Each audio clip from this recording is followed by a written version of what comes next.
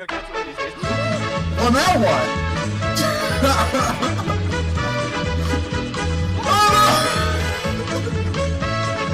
Oh no, hit the back!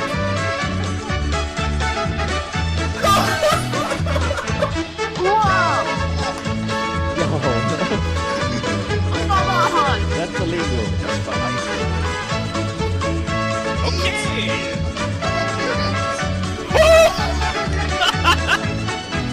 Oh, I don't need to. The game just says. Welcome to Volume TV and our very first match summary. This is Bowl of the Week. Season 3 has just got underway in this wonderful league, and Week 1 was an eventful one. So let's get straight into it. In the Albion League, our first match, we saw Pyrrha's experienced Dark Elves, the Kane's Curse, face off against Lewish's fresh Goblin teams. I quite like them. Though, whilst Lewis might love his little horrors, we'll see who else does a bit later on. This match summary will be taken at a later point, as it's actually the week's first game of the week, and as such has earned itself a little bonus video. Next up, Dustbin's fresh Wood Elf team, named during a drunk's dream the Cthulhu Cursebreakers, featuring some amazing names such as Catch Cthulhu and Nyala Sidestep, and of course, how could we forget Raleigh Stupid. They were facing off against Banthok's experienced Kislev team, the Oblast Wrestling Society. As expected for a Wood Elf team, there were plenty of touchdowns to be had, though unfortunately Dustbin had one too few in his favour. With 10 armour breaks, Banthok would have expected a little bit more damage to the frail little elves, but with only one death and a handful of badly hurts, Dustbin seems to have actually broken his curse of being crippled, whilst even managing to get some SPP on his star players. With Really Stupid getting both the touchdowns and earning himself a level up, the SPP was clearly pushed in Banthok's favour though, with Ivan the Swift and the newly bountied young cub Boris both getting themselves 7 SPP apiece. Despite the ball play being expected to be mostly with the Wood Elf team, the Oblast Wrestling Society did the majority of the running and passing this game, and held possession of the ball for over 50% of the time.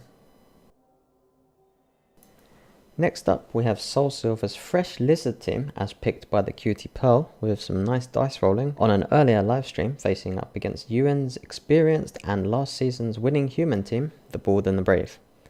It seems that Nuthel blessed Pearl's team with some of his favour, as Ewan failed a touchdown in turn 8 due to a failed 3-up with dodge, then found himself stuck in amongst a pile of lizards when trying to get the ball back to his catchers waiting in the end zone. A last-ditch effort to get the ball after Soul was kindly taught how leap worked. 14 turns into the match by Ewan, with his leap star player, saw the 2+ attempt fail and throw the ball squarely into the worst possible position for Ewan. Leap sucks though, don't do it. With the last play of the match, Ewan tried to call upon some chaos magic by pushing a lizard on top of the ball, which happened to be inside a makeshift cage, only to have one of the Sauruses catch it with a 6 to seal the game at a 0-0 draw. One of the most exciting scoreless games I've seen thus far, with a fairly equal amount of blocks on each side. Only 2 injuries for Soul's fresh team, and 1 for Ewan's human team, though he did re-roll a death with his apothecary.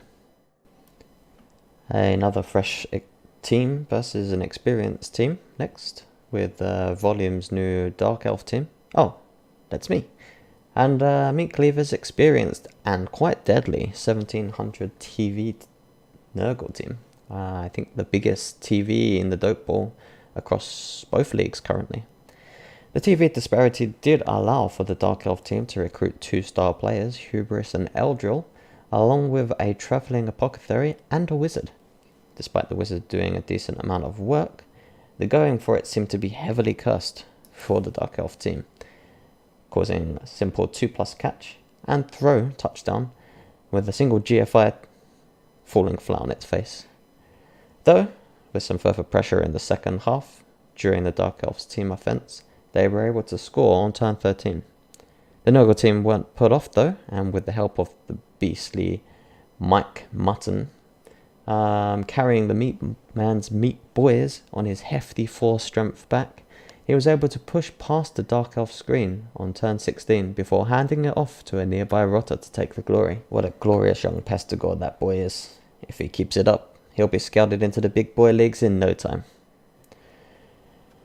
Meat Mountain's Meat Boys held on to the ball for the majority of the match, but with their slow movement and pesky Dark Elves to push past, they found it difficult to convert more than just the equaliser through the match.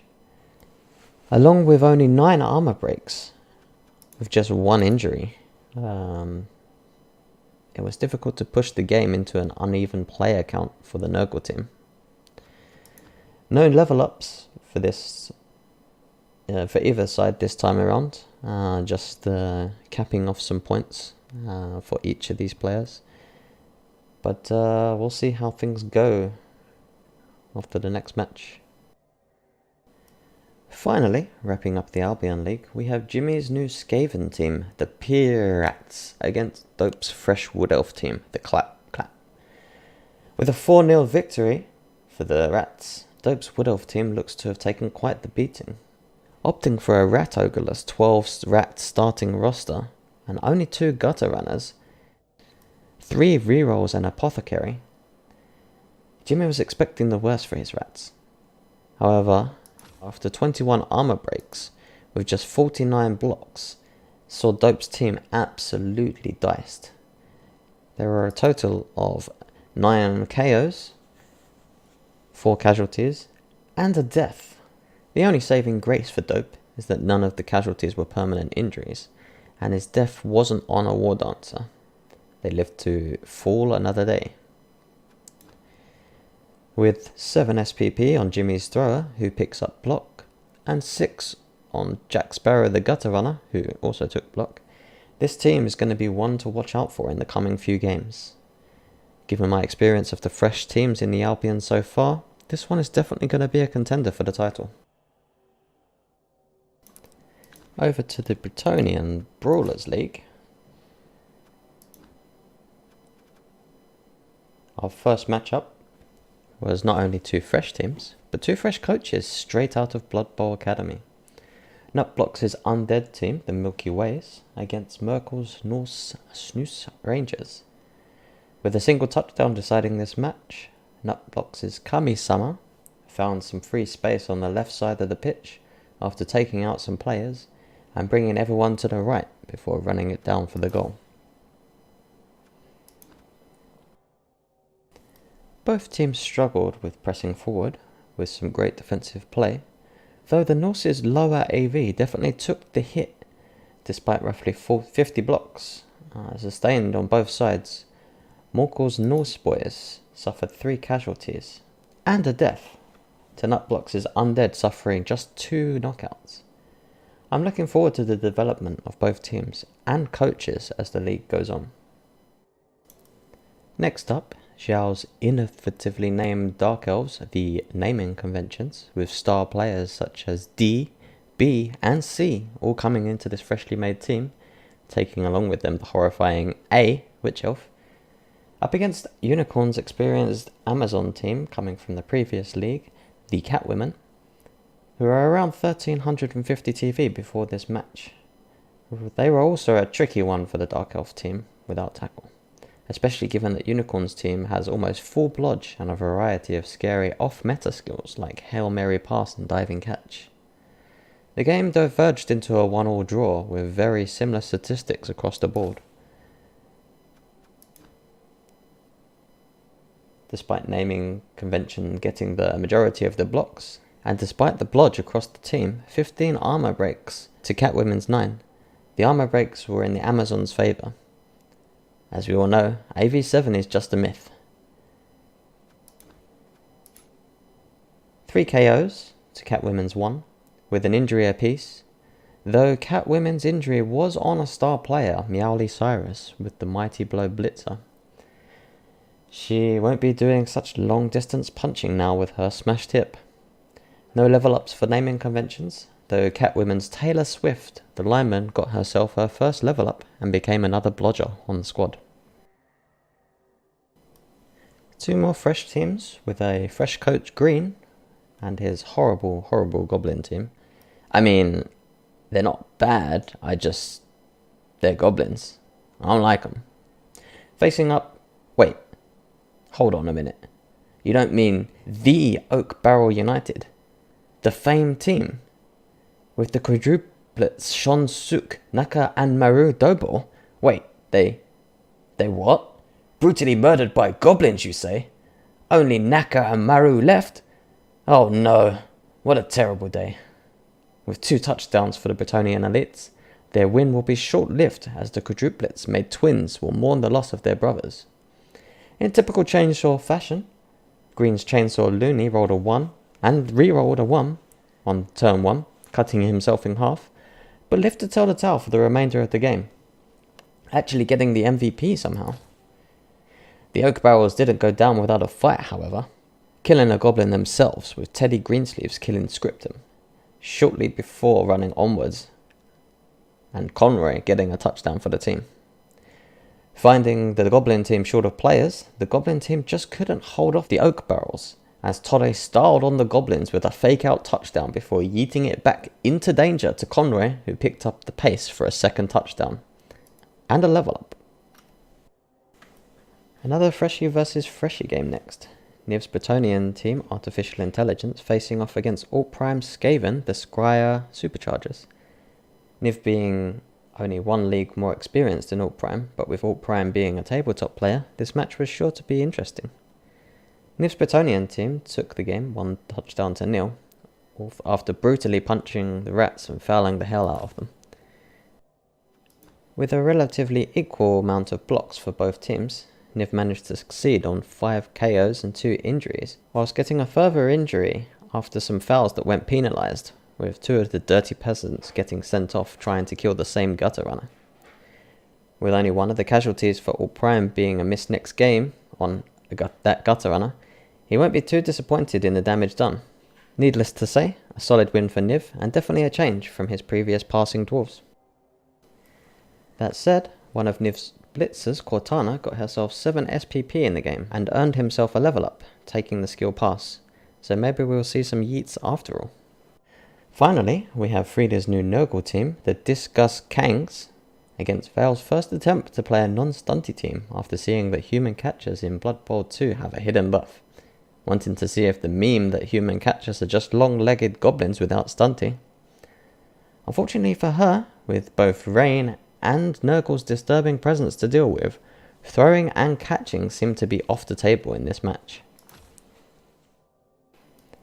That wasn't about to stop Val though. With an amazing 6-up yeet with a 5-up catch, she earned the title of the Yeet Master Extraordinaire, knocking the Yeet Master himself, Burano, off top spot.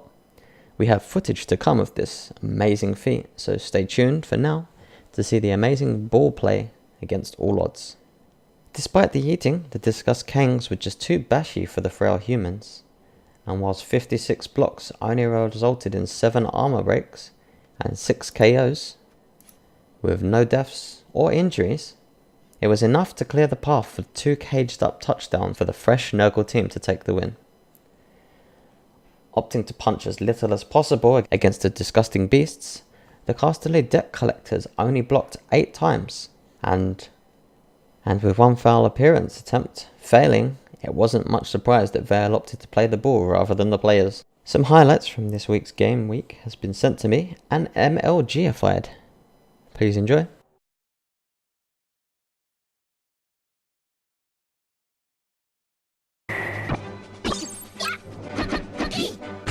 Player 2 defeated. Congratulations! This game's winner is Kirby!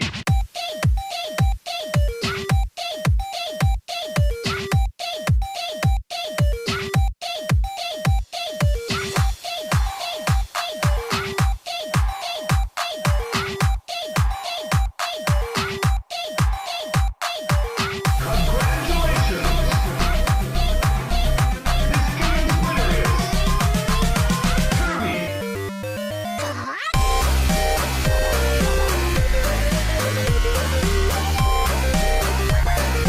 hate elves.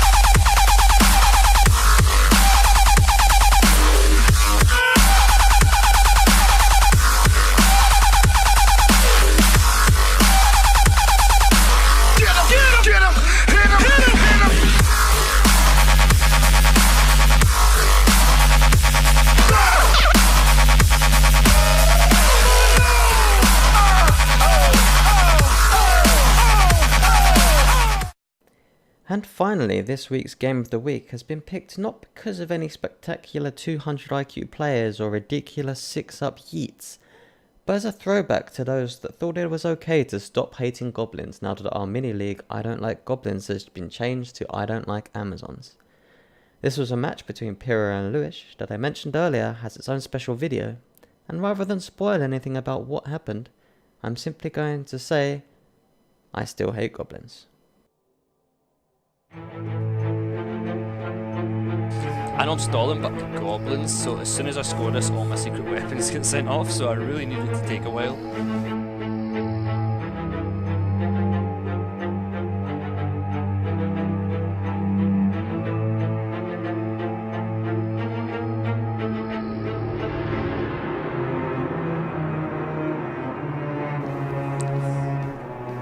Shit.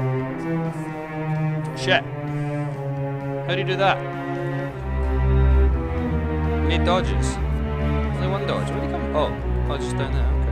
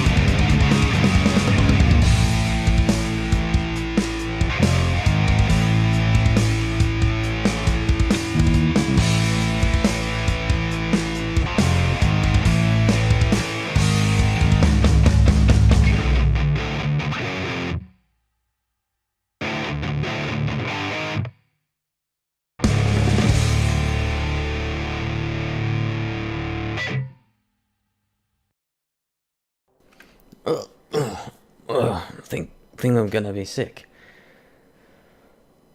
Moving on. Let's check the league positions. With not too much to say after just one game being played, here's how both the leagues look.